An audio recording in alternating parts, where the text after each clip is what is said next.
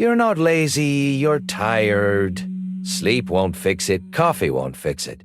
And somewhere underneath that slow gray weight you've been dragging through every room, something quieter than your exhaustion is still awake, still listening, still here. You feel it before your eyes open.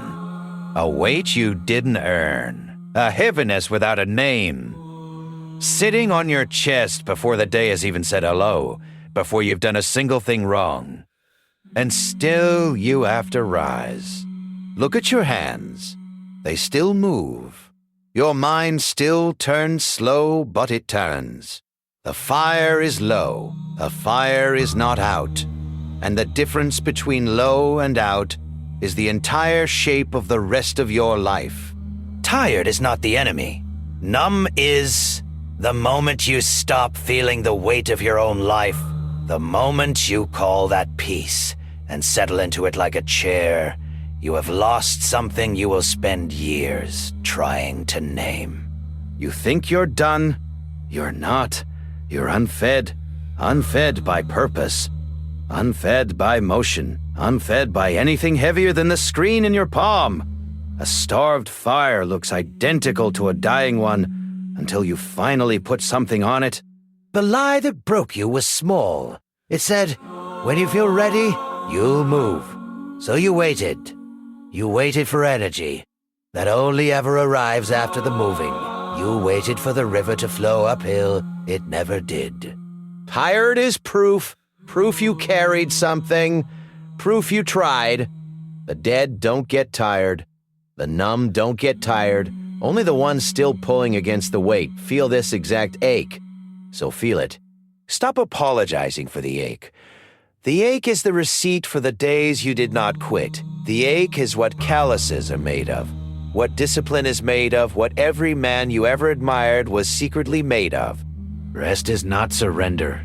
Stopping is not surrender. Surrender is when you let the tired write your life for you.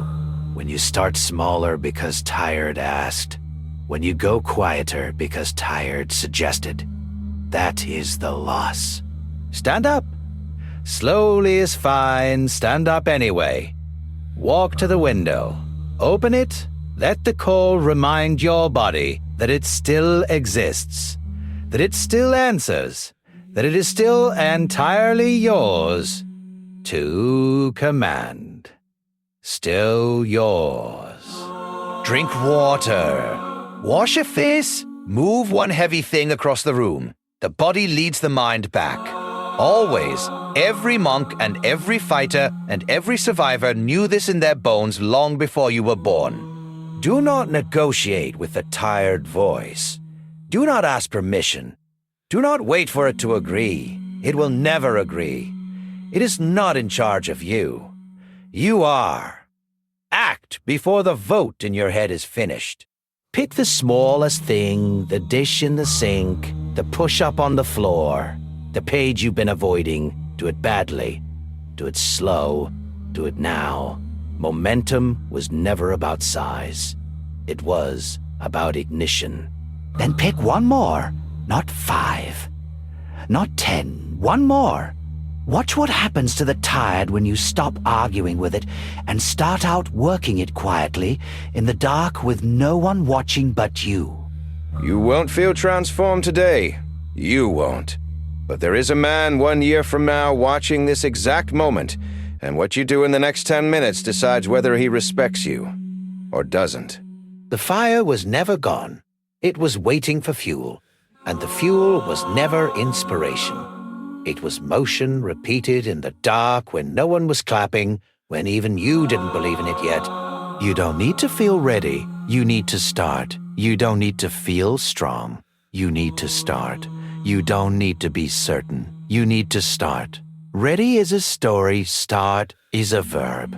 You will not be saved by a single line. You will be saved by 1,000 small refusals to lie down. By 1,000 mornings you stood up, tired, and stood up anyway. That is the whole religion. So when the doubt returns, and the weight comes back, and the tired voice whispers again, that nothing you do will matter, you will have one thing left. Stay in the fire. Stay in the fire. Stay in the fire.